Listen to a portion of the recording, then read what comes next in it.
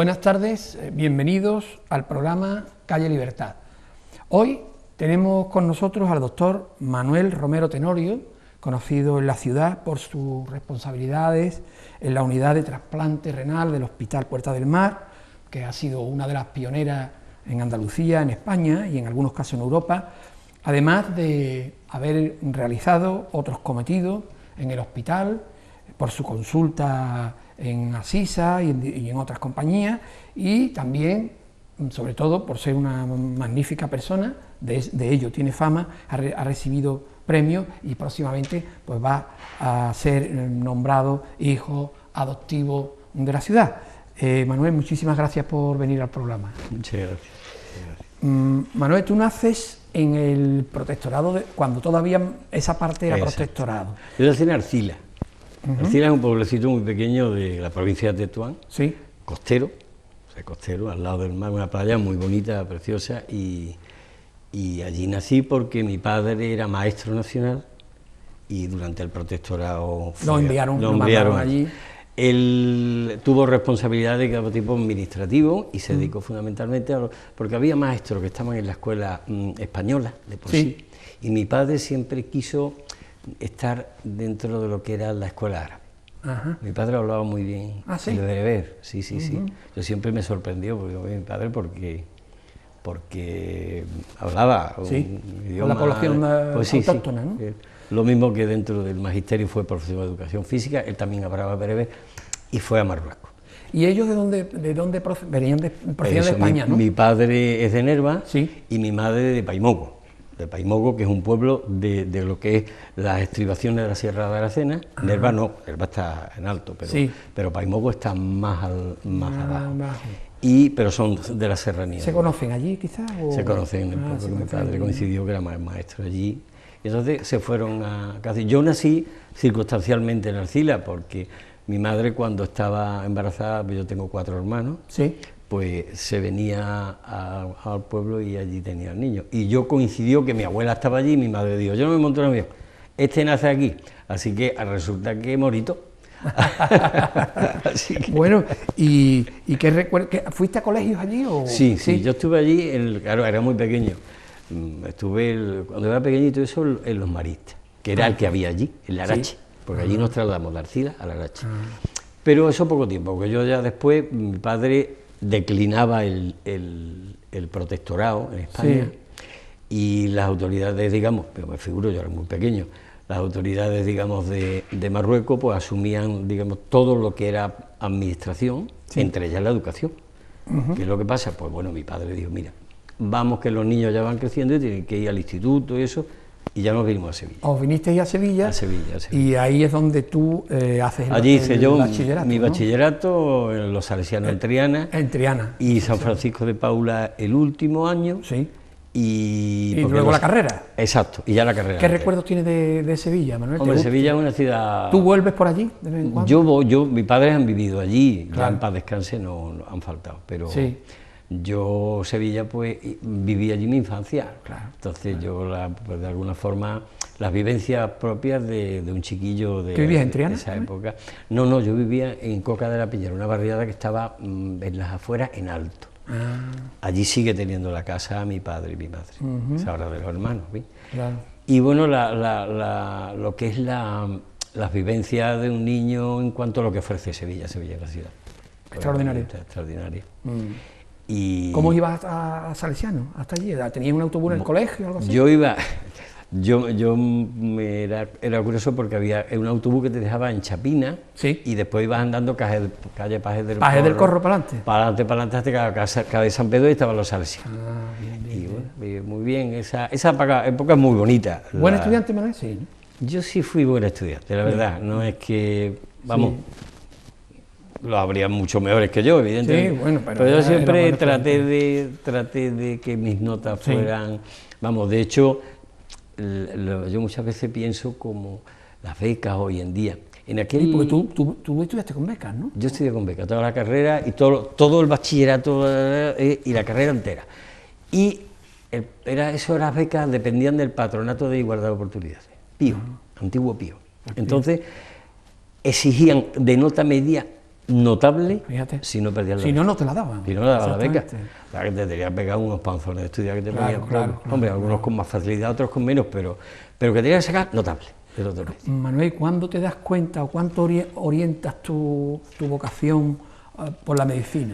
Yo me ayudó mucho, yo me gustaba la medicina, Sí. me gustaba, pero evidentemente quien de alguna forma pues también influyó es que mi hermano estudiaba medicina. Entonces yo digo, bueno, pues yo voy a estudiar como mi hermano. Y bueno, estudiamos los dos medicina, después había una niña detrás que es ATS, que también es sanitaria, y la última es maestra. Entonces mi hermano estudió medicina, yo estudié medicina. Corrí bastante porque yo terminé muy pronto la carrera. Sí, ¿no? Terminé pronto la carrera. Allí en la facultad, en la Hispalense. En la Facultad de Medicina, En en la Macarena. Macarena. Ahí estaba el Hospital de las Cinco Llagas, que lo correteamos nosotros los primeros años hasta el final, que es cuando se abrió el Hospital Macarena tal como hoy se conoce. Sí. Y era un hospital, digamos, de esa estructura del hospital del siglo XVII, con salas comunes, con muchas camas, largas, patios ajardinados en el centro, en donde bueno, pues para nosotros era una gloria andar para arriba y para abajo, dependiendo de las asignaturas que teníamos. ¿Y los recuerdos, te influyó especialmente algún catedrático? ¿O cómo orientaste hacia la urología la cosa? Yo me influyó un catedrático que era el auténtico coco de la medicina en Sevilla. Yo pienso que sí, que era grande, pero a mí yo no sé por qué, de alguna de las formas, que era don Manuel Zarapico Romero. Zarapico Romero era un catedrático de cirugía que era muy emblemático. Era un hombre que, por lo menos a mí, me imprimía un carácter. Sí. Y entonces me gustó su forma de hacer las cosas. De hecho, en un curso tan amplio como el que éramos, nos conocía él por nombre y unos apellidos. Fíjate. Conocía el nombre y apellido. Si en un momento determinado... El interés que el hombre se y en aquellos tiempos se traían los enfermos a las clases. Entonces decía, pues te cogía Romero Tenorio o lo que sea, pues, baja usted. Entonces, evidentemente hacía el más completo y absoluto de los ridículos porque claro, tú eres un estudiante y él te exigía un nivel muy grande para un estudiante. Pero yo le cogí a ese señor mucho cariño. Sí, ¿no? Sí. Y bueno, luego sales de medicina, tú llegas a hacer el doctorado. Bueno, ya eso fue en Cádiz, ¿no? Eso fue en Cádiz. Yo lo primero que ¿Qué hiciste después de terminé mi especialidad, y cuando la terminé, parte de ella la hice que pedí yo permiso para poder hacerla en Jerez, y ya después, pues, cuando salieron las primeras oposiciones, estaba todo el mundo interino en aquella época. Habían estado en interino muchísimo tiempo. Entonces resulta que salieron esas oposiciones, como quien coge el último tren, el último vagoncillo. Y yo me presenté y saqué a la vez la de Jerez y de Cádiz. Sí. Pero como se publicaron, yo sabía que la había sacado, pues entonces no tomé posesión de la de Jerez y tomé la posesión de Cádiz. Y ya desde entonces estoy así. Y yo estoy hablando ya del año 77. 77. Manuel, ¿tú habías tenido relación con Cádiz viviendo en Marruecos? Aquí vivía la familia de un señor que era Felipe Chacón, fue inspector de policía y después comisario, pero no aquí en Cádiz. Pero la familia era de aquí, de Algeciras. Entonces mi padre y mi tía nos traían a Cádiz, más que nada a la playa. ¿A la playa? A la playa. O sea, tú la conocías ya, y cuando ya vienes aquí por primera vez al hospital, entonces sería la residencia Zamacola, ¿no? Zamacola. En aquel tiempo era Zamacola. De hecho, cuando yo vine a tomar posesión, no estaba operativa. Estaba hecha, pero no operativa. Y entonces el servicio de urología estaba ubicado en San Rafael. Estaba ubicado en San Rafael, que de hecho el gerente de aquella época era Duarte, el director médico, no, gerente. Y yo me acuerdo que firmé mis papeles y eso allí, después ya se abrió. Bueno, tomas posesión y ya empiezas a ejercer la medicina ahí. Yo te he conocido a ti como paciente, pero en una compañía, ¿no? Privada. Pues tú has trabajado tela, porque trabajabas por la mañana en Zama. Tengo 6 hijos. O sea, que me gusta mucho mi profesión, pero me tengo a María Antonia, mi mujer, la pobrecita, que guapa, pobrecita, la verdad que da gloria, pero que él tuvo que elegir el decir, mira, yo me dedico a mi casa y me sigo con 6 hijos. No podía ser de otra manera. No podía ser de otra forma. Y tú a trabajar porque necesitabas... Y yo por los niños y evidentemente porque tú te gratificas a ti mismo ejerciendo tu carrera y tu profesión que te gusta. Sí, te gusta ver a los enfermos y te gusta dedicarle atención, te gusta dedicarle tiempo. Manuel, ¿tú crees que la iniciación y la continuación de la unidad de trasplante renal ha sido de lo que más... Supongo que te sentirás orgulloso de muchas cosas. A mí, pero... yo siempre me gustó mucho, digamos, esa disciplina dentro de la urología. Me gustó. La verdad es que, pues, bueno, allí se trabajaba mucho, pero era también, es muy gratificante. Claro.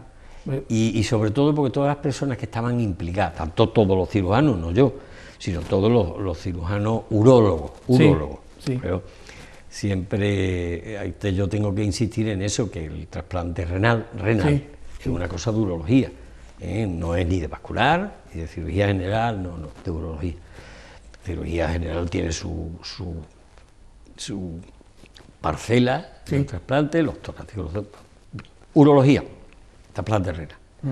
Y nefrología en el contexto donde se mueve el paciente, porque es una cosa común, son unidades que ahora mismo tienden a estar unidas, unidas y en la misma dirección. Yo creo que ahora mismo que yo ya no estoy en el hospital, pero vamos, el doctor Álvaro Osorio lleva la unión de lo que es la nefrología o como tal, o la urología del hospital, porque nefrología todavía no está dentro de eso, pese a la tendencia administrativa.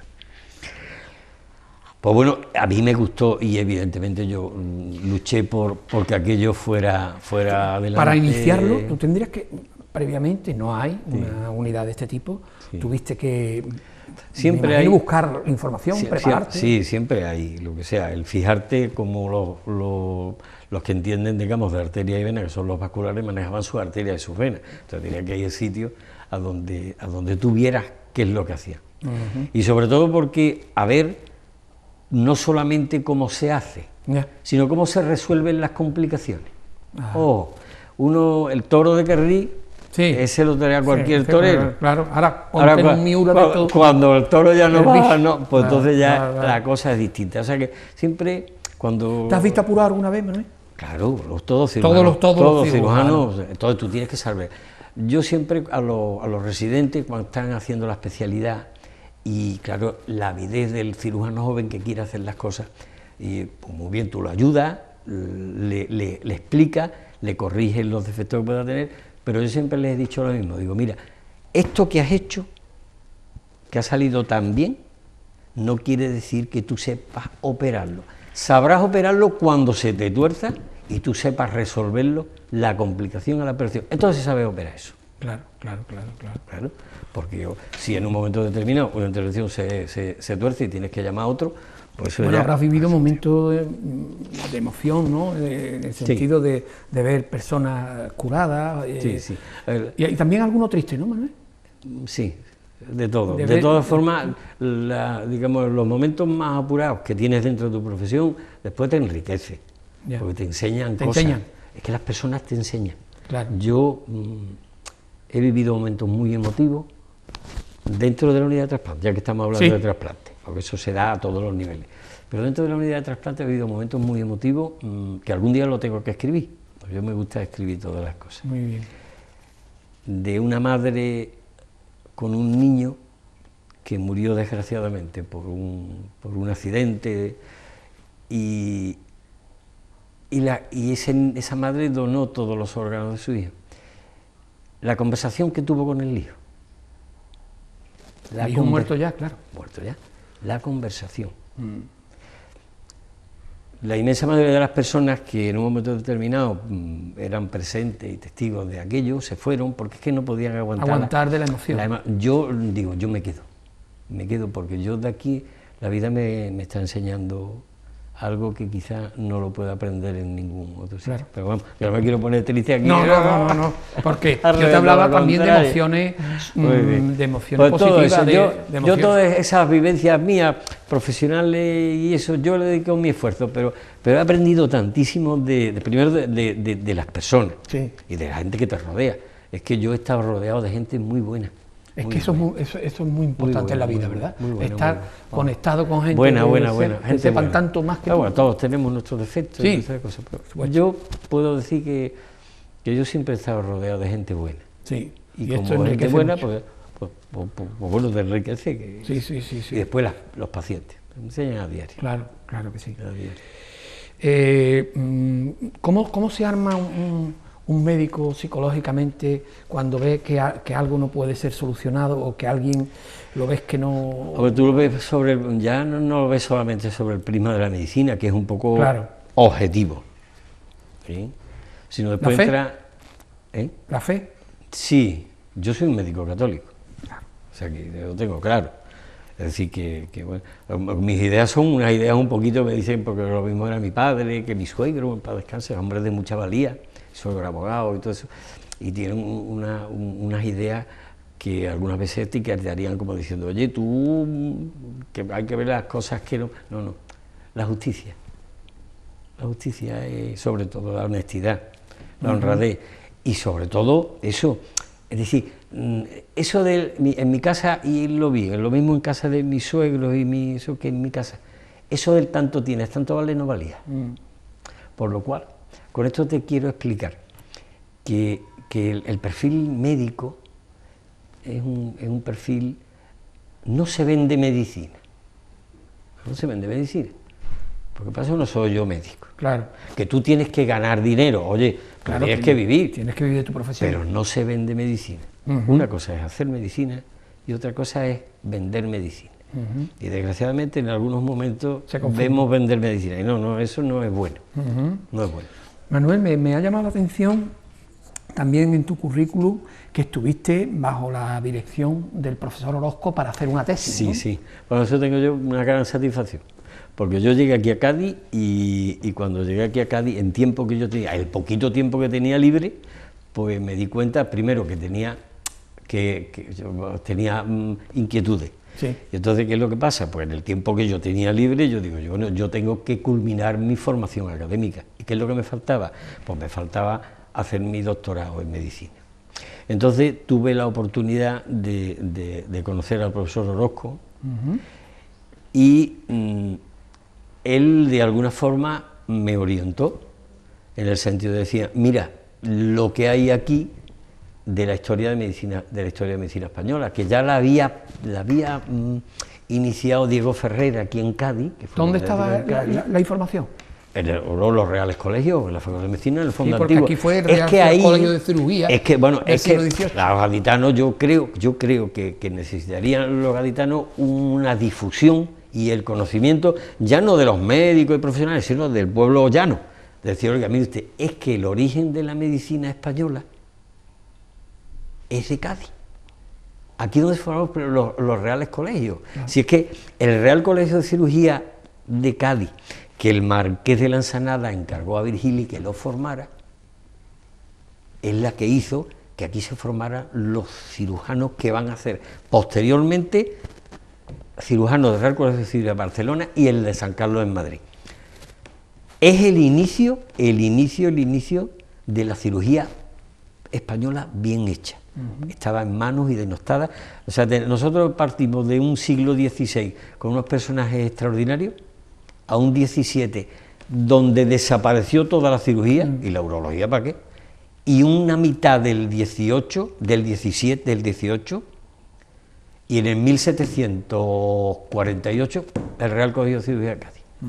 Pedro Virgili, el Marqués de Lanzanada, que lo vio, es de Tarragona, y le dijo, ven para acá porque tú vales. Y entonces aquí montó el Real Colegio de Cirugía de Cádiz, que fue, no solamente eso, sino fue tanto que decimos proyectos docentes, sí, leyes que regulan la formación de los médicos, no. El primer proyecto docente serio que se hizo en la historia de la urología española y imitado por muchas universidades de Europa, fue el proyecto docente del Real Colegio de Cirugía de Cádiz, de Pedro Virgili. Manuel, ¿y dónde están los archivos? ¿La facultad? En la facultad está todo. Ah, y sobre todo porque aquí hay estudios hechos sobre eso. Ya no solamente de Diego Ferrer, sino después hay Carlos Márquez tiene hecho un estudio sobre la catalogación de esas observaciones, que son la Junta Literaria, lo que sea eso. Después tiene hay otra tesis, digamos, de hacer el índice, que es de López Cózar, de hacer el índice de las observaciones. Y la mía en concreto, hay una cosa que yo le hice mucho, porque yo la orienté ya no a la Ilustración, sino al siglo XIX. Y entonces, ¿por qué? Porque era un siglo que en Cádiz no estaba estudiado y que ofrecía mucho. Entonces descubrí personas como Ceballos y Federico Benjumeda. Total, que yo hice mi tesis. Es decir, que yo la hice. ¿Disfrutaste, no?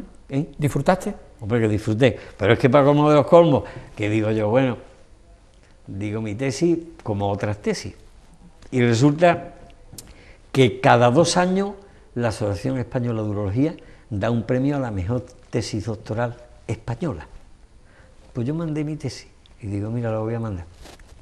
Ahí está, es mi trabajo, yo lo he hecho, a ver si alguien, así como que me dieron el premio nacional. Maravilla. Me dieron el premio nacional. Muy bien, muy bien, muy bien. Y digo, cosa que me enorgullezco, claro, porque es de Cádiz.